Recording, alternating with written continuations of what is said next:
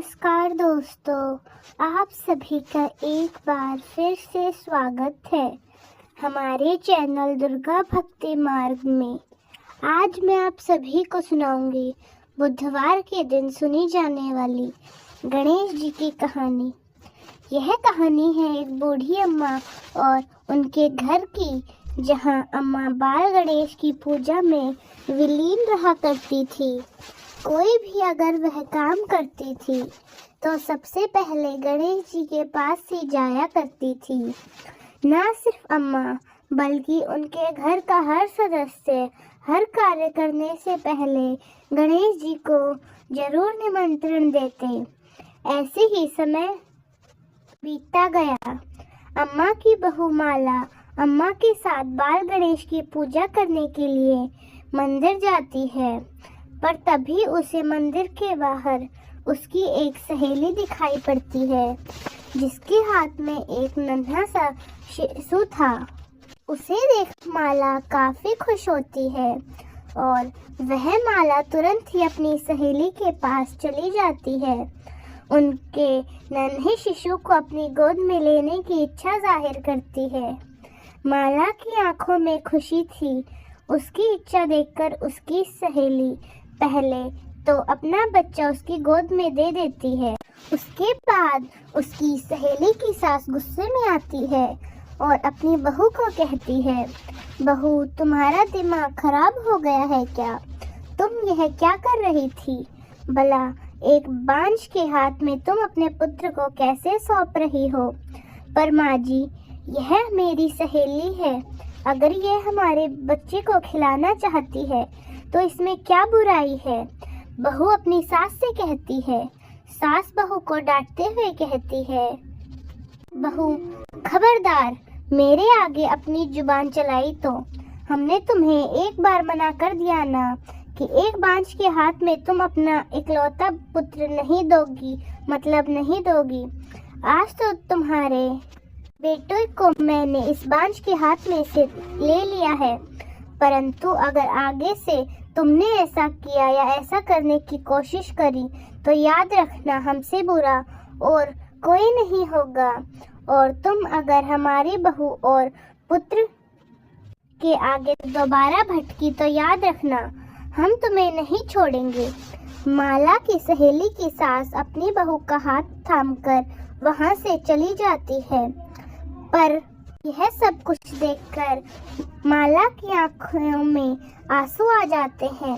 माला अपने आंसू लिए अपनी सास के पास चली जाती है और उनसे सवाल करती है, माँ जी, हमारी सहेली की सास ने हमें बांझ कहा, परंतु आपने उनको कोई जवाब नहीं दिया और आप इस तरह मुस्कुरा रही हैं।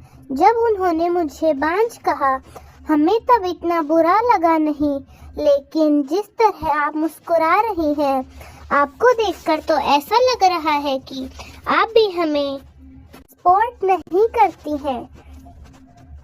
और तो और आपने उन्हें कोई जवाब भी नहीं दिया। सास अपनी बहू से कहती है, अरे बहू, हम तुम्हारी सहेली की सास को क्या जवाब देते? समझदार व्यक्ति तो वो है जो लोगों की बात पर ध्यान ना दे और बस अपने कार्य करे। इसलिए तुम अपने अश्रु को अपनी आंखों से बाहर आने दो, बल्कि इनको अपनी ताकत बनाओ। माला तभी एक आदमी भागता हुआ उनके घर आता है और माला से कहता है, माला भाभी, माला भाभी। माला पूछती है, क्या हुआ भैया, आप इस तरह से क्यों हाफ रहे हो? तो वो आदमी कहता है, वो माला भाभी जो जमींदार है वो मोहन भैया को मार रहे हैं। क्या जमींदार मोहन को मार रहा है? यह सुनते ही माला ने ना आग देखी ना ताव देखी और भागते हुए गांव के बीचों बीच पहुंच जाती है। वहां जमींदार को देखती है कि वह मोहन को बहुत बुरी तरीके से पीट रहा है। माला जमींदार से कहती है, अरे दूर हट जा, मेरे पति और तेरी हिम्मत कैसे हुई उन्हें मारने की? आखिर मेरे पति ने ऐसा क्या कर दिया है जो तो इस तरह इनको मार रहा है? तेरी इतनी हिम्मत कैसे हो गई? तू मुझसे ऐसे बात करेगी? अरे जुबान ज्यादा चलाया ना तो जुबान पकड़ के खींच दूंगा। जमींदार हूँ, इस गांव का जमींदार, और मेरे आगे तुम्हें झुक कर रहना पड़ेगा। तेरे पति ने नुकसान किया था, इसलिए इसको सजा दे रहा हूँ।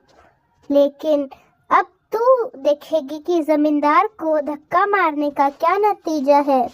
दुश्मनी की शुरुआत तू कर चुकी है, अब तू देखेगी तेरे पूरे खानदान का वह हश्र करूंगा कि पहचान में भी कोई नहीं आएगा।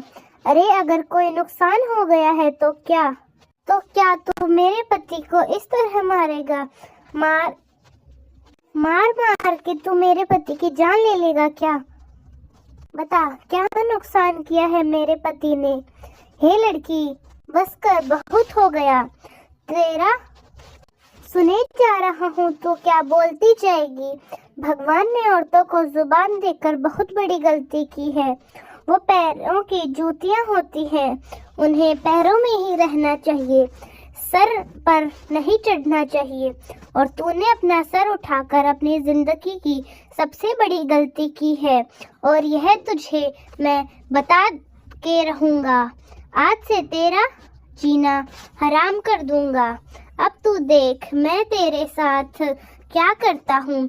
अरे गांव वालों, इसका दाना पानी आज से बंद हो चुका है, तो तुम में से किसी ने भी इसकी मदद करी या इसको देने के लिए दाना पानी तुम्हारे हाथों से निकला तो समझ लेना कि तुम्हारा दाना पानी भी इस गांव में बंद हो गया, और तुम्हारी वह हालत करूँगा कि खुद को आईने में देखकर पहचान भी नहीं पाओगे। इतना बोलकर जमींदार वहां से चला जाता है, और इस तरह धीरे धीरे सभी अपने घर चले जाते हैं। सुबह माला खाना बनाने के लिए जाती है तो वह देखती है आज उसके घर में अनाज का एक दाना भी नहीं है। यह देखकर माला दुकान पर जाती है और दुकानदार से कहती है, भैया जरा 5 किलो दाल और 5 किलो चावल और कुछ मसाले पैक करना। दुकानदार कहता है, माफ करना माला बहन, मैं आपको सामान नहीं दे सकता। पर ऐसा क्यों भैया? मैंने तो आपका सारा हिसाब दे दिया था ना, फिर आप मुझे सामान देने से मना क्यों कर रहे हैं? जमींदार ने तुम्हारी मदद करने से मना किया है और तुम्हें अनाज देने के लिए भी मना किया है। अब तो तुम्हारी कोई मदद नहीं कर सकता।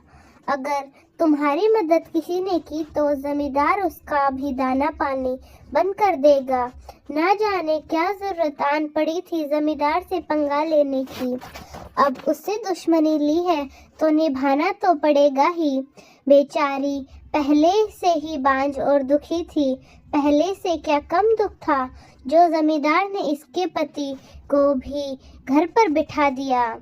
अब भगवान जाने इनका दुख कैसे मिटेगा और यह दुख कैसे झेलेगी। वैसे भी जमींदार से दुश्मनी लेना तो दुख तो झेलना ही पड़ेगा ना। माला उसकी बातों का कोई जवाब नहीं देती और वहां से सीधा मंदिर में जाने लगती है। पर तभी वहां का पंडित भी उसे मंदिर में आने से रोक देता है। माला बेटा रुक जाओ, तुम मंदिर में नहीं जा सकती हो। लेकिन पंडित जी ऐसा क्यों? मंदिर तो सबका है ना, मंदिर में तो हर कोई आ जा सकता है, फिर मैं क्यों नहीं आ सकती? पिछली रात जो कुछ भी हुआ उसको तुम कैसे भूल सकती हो?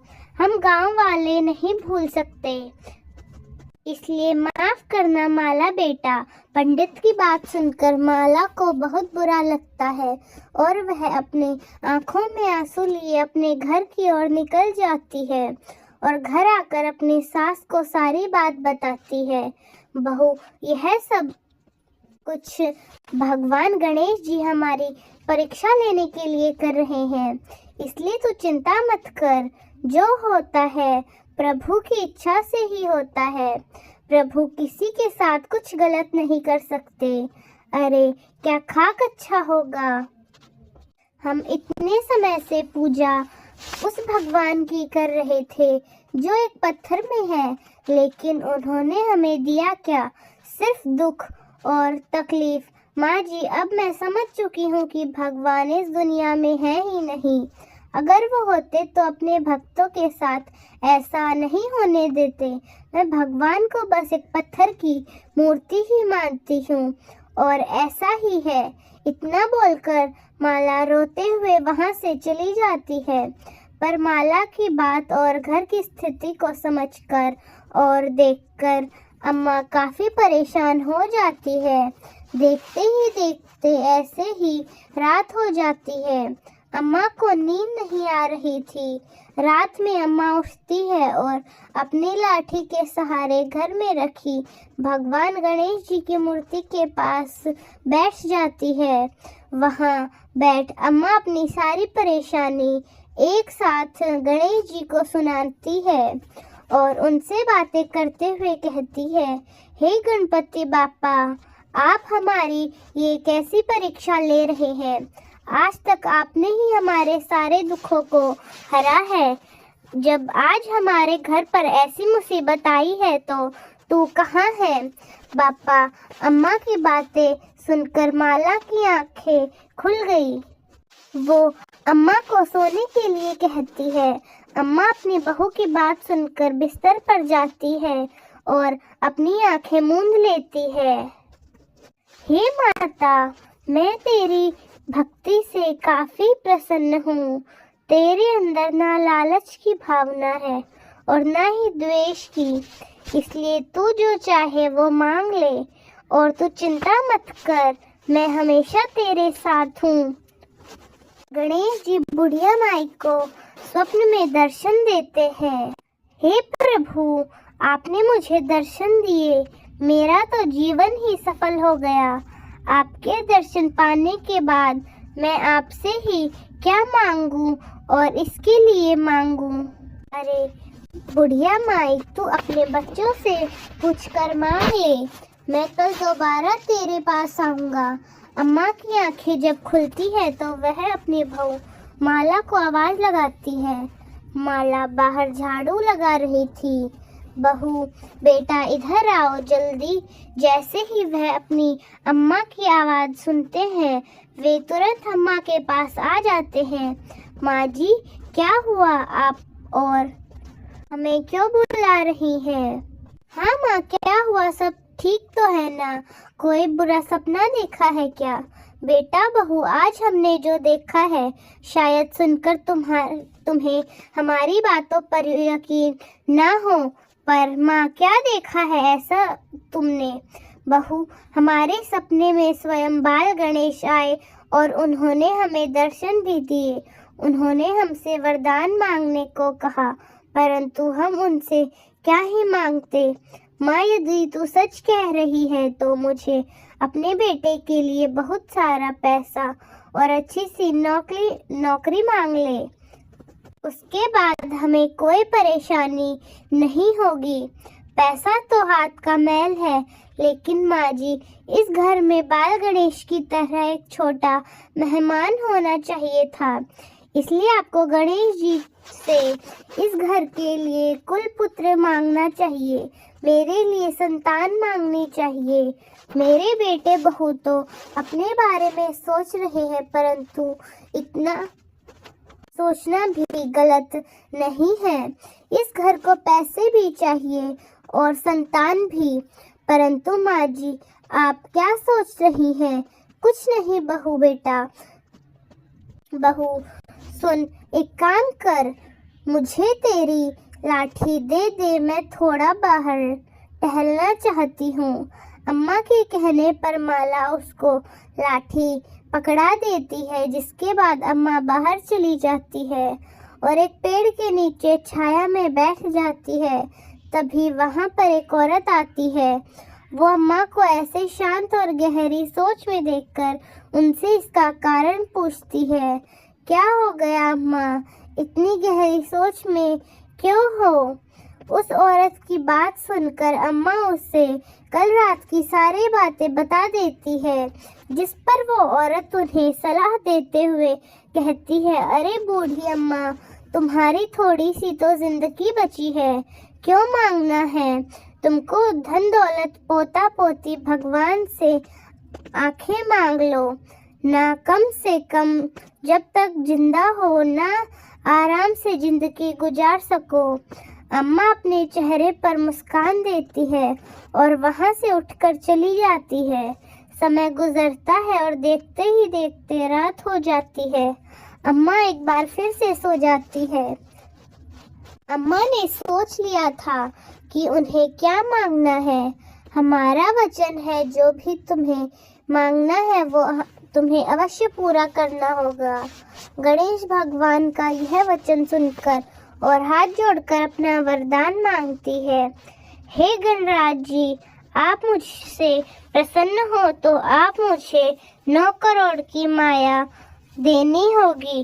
काया दे, बहू को अमर सुहाग दे, मुझे पोता पोती दे, मेरे समक्ष परिवार को सुख दे और अंत में मुझे मोक्ष प्रदान करे। अम्मा की बात सुनकर गणेश जी सोचने पर मजबूर हो जाते हैं। थोड़ा सोचने के बाद उन्होंने अम्मा से मुस्कुराकर कहा, अरे तूने तो मुझे ठग ही लिया। तूने जो भी मुझसे मांगा है वो सब कुछ तुझे मिलेगा। तथास्तु। अम्मा को अब सब कुछ दिखाई देने लगा। अम्मा अपनी आंखों को स्टेज पर बैठते हुए चाय पीते देखती है। बहू, अरे ओ बहू, देख, मुझे सब दिखाई दे रहा है, सब कुछ साफ साफ दिख रहा है। अम्मा की बात सुनकर माला तुरंत अम्मा के करीब जाती है और वह देखती है कि अम्मा को सब कुछ दिखाई देने लगा है। क्या माँ जी, सच में आपको दिखाई दे रहा है? अगर आपको दिखाई दे रहा है तो यह बहुत अच्छी बात है माँ जी, मैं बहुत खुश हूँ। आपको सब कुछ दिखने लगा है, लेकिन यह सब हुआ तो कैसे हुआ? बहू की बात सुनकर अम्मा उसे सारी बात बता देती है। अम्मा की आंखें आने से हर कोई खुश था। अब ऐसे ही समय गुजरता गया और मोहन की भी अच्छी नौकरी लग जाती है। यह देखकर तो अब माला को पूरा यकीन था कि यह सब कुछ भगवान गणेश की कृपा से हुआ है। कुछ दिनों में माला गर्भवती हो जाती है और इस तरह से जल्दी वो गणेश भगवान जी की एक बड़ी सी मूर्ति अपने घर में स्थापित करती है। मोहन की तरक्की देख जिम्मेदार उसका बेटा भी उसी की तरह बन जाता है। सब जमींदार भी सभी गांव वालों के सामने उससे माफी मांगता है। इस तरह सब कुछ पहले की तरह अच्छा हो जाता है। तो दोस्तों, कैसी लगी आपको हमारी आज की कहानी? कमेंट्स में ज़रूर बताएं। धन्यवाद।